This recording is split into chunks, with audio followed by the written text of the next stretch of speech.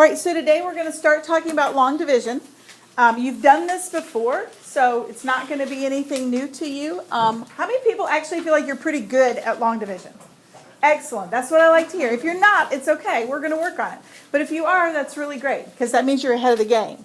So the foldable that you have in front of you is where we're going to write down our notes. So if you'll look at the front of that foldable, this is the first thing that you're going to see on there. So everybody look at it.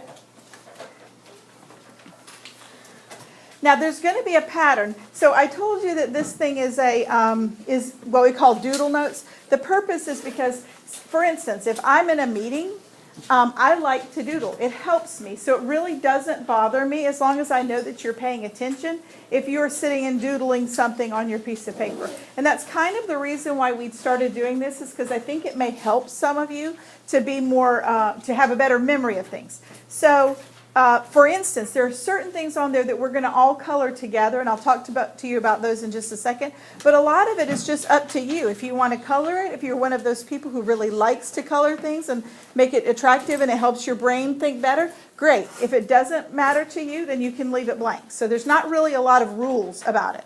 But on this particular part, so this first thing that's on there says vocabulary, right? And what does it say next to it? Frame in blue. So grab out those crayons that are in your bucket, or if you have your own, just don't use markers because they'll bleed through. So grab out something and get a blue color, and we're just going to put a frame around it. I'll show you what I'm talking about here on my example in just a second.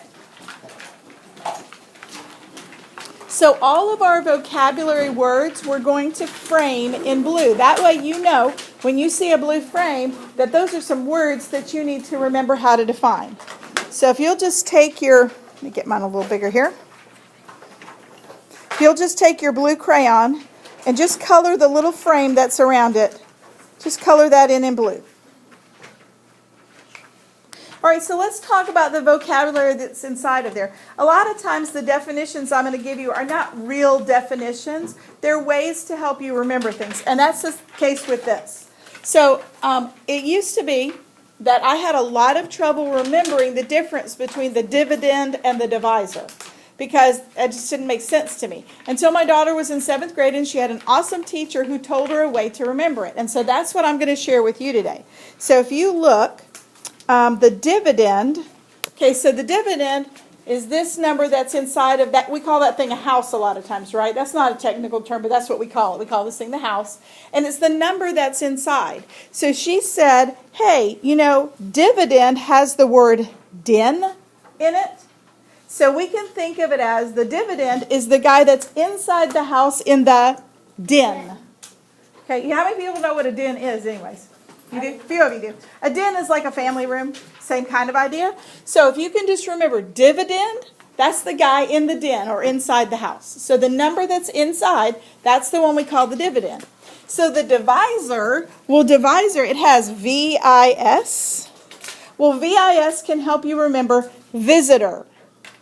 The divisor is the guy knocking on the door. So this is the guy outside the house. He's called the divisor or visitor. So he's the one outside, divisor outside, dividend inside. Okay, so we've talked about these terms. We know that the first one, or the one on the outside, is the one that's called the, oops, my bad, hold on, is the one that's called the divisor, because he's like the visitor. The one that's inside the house is the dividend, and the one that's on top is the quotient. And then we also talked about the fact that the first number is always the one that goes in the house. Therefore, it's the dividend. But you're right, it is first. And then the quotient is the answer. And the 6 in this case is the divisor. Very good. Very good. Okay.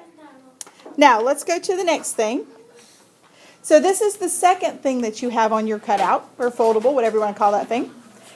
And so whenever we have things that give us steps as to how to solve something, we're going to frame them in what color?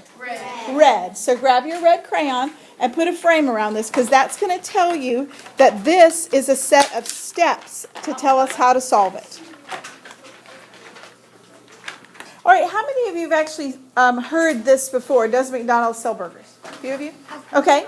All right, and how many people actually have heard, maybe you didn't hear, does McDonald's serve burgers, but maybe you heard divide, multiply, subtract, bring down. How many people have heard that before?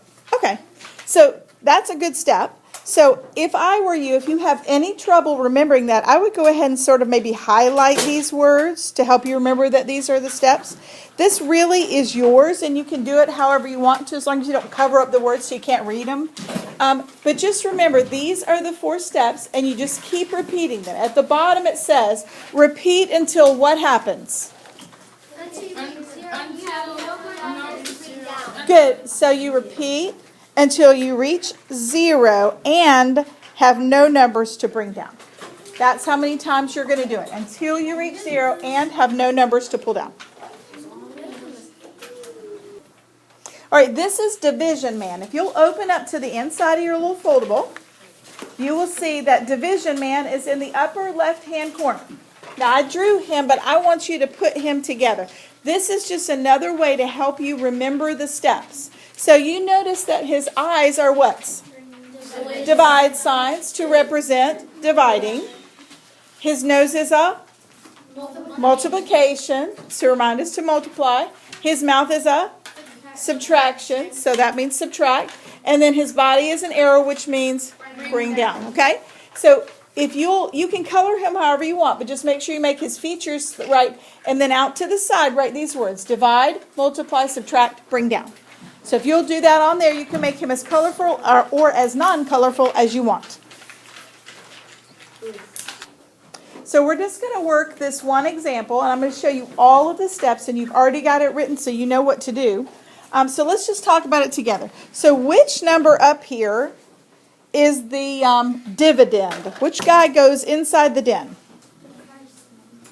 The first one, which is 15,072. So we're going to write 15,000. That's too big. Hang on. Let me get this smaller. 15,072. So outside of the house or the visitor is 12. Okay. Now, one of the things, you may have learned to do division a lot of different ways, but there's one thing that I want you to do when you work out a problem for me very specifically, okay? And I'm going to be a little bit picky about it because I know that it's going to help you, especially if you have trouble. One of the biggest mistakes that people make is that they forget to put a number above every number. That's key to getting it right. So before you begin, I want you to put a blank above every number. So we're going to put one above the 1, the 5, the 0, the 7, and the 2. Put a blank above each one of them when you're working it out. Okay, remember, you're not doing this now. You're just watching. Yeah, it's already on there for you, so you're just watching. Okay? All right, so then we start with the first number, the first step. The first step is to divide. Okay, so we're going to divide. So we divide 12 into 1. How many times does it go? 0 times. Okay. 12 goes into 1 0 times, obviously. So we put a 0. That's the purpose of putting those little blanks up there. I really need all eyes up here. You should not be doing anything else right now. This is a focus time, okay? So 0. Okay. Now, then we go to the next one. 12 goes into 15 how many times? 1 time. So above the 15, we're going to put our 1.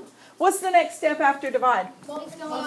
Multiply. Multiply 1 times 12 and we get 12. Write that here. What's our next step? Subtract. 15 minus 12 is?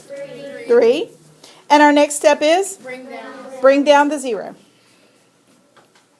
All right, so we brought down our next 0. So our next step is to divide. 12 goes into 30 how many times? 2 times. So we're going to put that up above in our next blank. 12 times 2 is? 24. Subtract, right? So our next step, what do we get? 6. What's our next step? Bring down. Draw the arrow to bring down your next number so you keep it lined up. That's the other mistake people make, is they don't write it neatly and keep it lined up. Okay? How many times does 12 go into 67? 5 times. Good, you already knew that one. So we're going to put our 5 right here. 5 times 12 is 60. Put that right there. Subtract. 7 minus 0 is 7. Bring down our next number. Now, I want to talk about a little strategy for a second. So we have the number 72. How many people know how many times 12 goes into 72? Okay, you already know it's how many times? 6. 6 times, because you memorized your multiplication tables, and that's super helpful.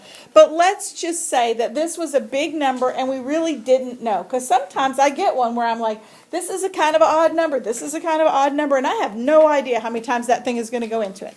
So there's a strategy that you can use to help you. It's called the rule of 5. That means if you don't have any idea where to begin, start by multiplying this number by 5. When you do that, then you'll see that's either too big or too small. Because the highest it could be is 9, the smallest it could be is 1. So you know you could either go up or down, but that gets you in the middle. So let's just do that for a second. Let's say 12 times 5. We're just pretending we don't know the answer. So 12 times 5 is 60. Now you see, 60 is too small, right? So we know we're going to have to go bigger.